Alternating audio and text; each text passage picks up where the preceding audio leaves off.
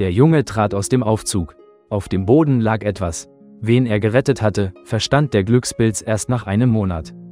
Der junge Mann, nennen wir ihn Bogdan, da der genaue Name unbekannt ist, kehrte nach Hause zurück. Er rief den Aufzug und fuhr in den 5. Stock. Als er aus der Tür trat, fiel er fast vor Überraschung um. Direkt auf der Plattform lag ein grauer Klumpen, der Geräusche machte. Bogdan kniete sich vor den seltsamen Fund und fragte sich, wie dieses Tierchen hierher gekommen war. Wo war seine Mutter und sein Schwanz? Das Wichtigste war, was er mit diesem Hasen tun sollte. All diese Fragen drängten sich in seinem Kopf. Trotz seiner Jugend war Bogdan sehr penibel in Bezug auf die Sauberkeit in seinem Treppenhaus. Er hatte persönlich seine Plattform mit einer Couch zum Entspannen ausgestattet, kümmerte sich um den großen grünen Rasen, den er Schwiegermuttersprache nannte, und stellte einen speziellen Behälter für Zigarettenstummel auf, forderte die rauchenden Nachbarn auf, ihren Müll nicht auf den Boden zu werfen. Deshalb konnte er den Hasen nicht einfach liegen lassen. Nachdem er das Fundstück in ein Stück Papier gewickelt hatte, brachte Bogdan es in seine Wohnung. Ein verrückter Gedanke schoss ihm durch den Kopf, es in die Toilette zu werfen, denn man sagt, Hasen könnten in der Kanalisation leben. Wenn nicht, dann sollte er ertrinken. Doch seine Hand hob sich nicht, um das kleine, wenn auch hasenartige Leben zu beenden. Sich selbst für seine Feigheit verfluchend und bereits einen Streit mit seiner Frau voraussehend, steckte Bogdan die Pfote mit dem Tierchen ins Waschbecken und stellte das warme Wasser an. Das Kleine zuckte ein paar Mal und verstummte dann glücklich, als das Wasser über seinen nackten Bauch floss. Bogdan traute sich nicht, den Hasen zu waschen, da er zu zerbrechlich aussah.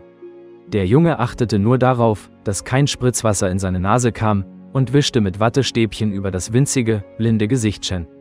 Nach dem Waschgang wickelte Bogdan den Findling in eines seiner T-Shirts und trug ihn in die Küche, um zu sehen, womit er ihn füttern könnte. Klar, der erste Gedanke war Milch. Der neue Besitzer des Kleinen hatte früher Kätzchen, die er von Geburt an großgezogen hatte.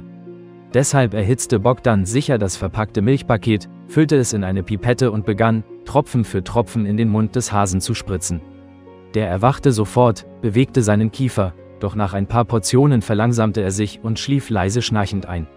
Nach 2 Stunden wurde die Fütterung wiederholt, und nach einer Woche hatte sich das Kleine merklich erholt, war gut mit Fell bewachsen und sah hübsch aus. Bogdan nannte das Tierchen in Gedanken Glück. Er war wirklich ein Glückspilz. Es war ihm gelungen, am Leben zu bleiben, es war ihm gelungen, dass gerade sein Besitzer ihn fand, und es war ihm gelungen, dass seine Frau sie beide nicht aus dem Haus geworfen hatte, obwohl sie es versucht hatte. Doch im Haus nannte man das Haustier nicht Glück, sondern einfach nur Hasen. Und jetzt, ein Jahr später, ist Bogdan unter seinen Bekannten sehr beliebt.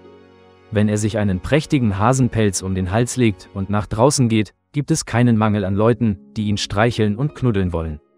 Ja, der Hase stellte sich als ein Tier heraus.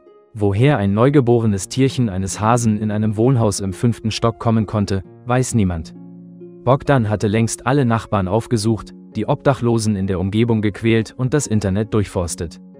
Das Rätsel blieb ein Rätsel, aber es hinderte den warmen und weichen Pelz nicht daran, seinen Besitzer über alles zu lieben, ihn zu erziehen, indem er ihn ins Ohr biss, und es hinderte ihn nicht daran, das Leben zu genießen, trotz des Fehlens eines Teils seines hinteren Beins.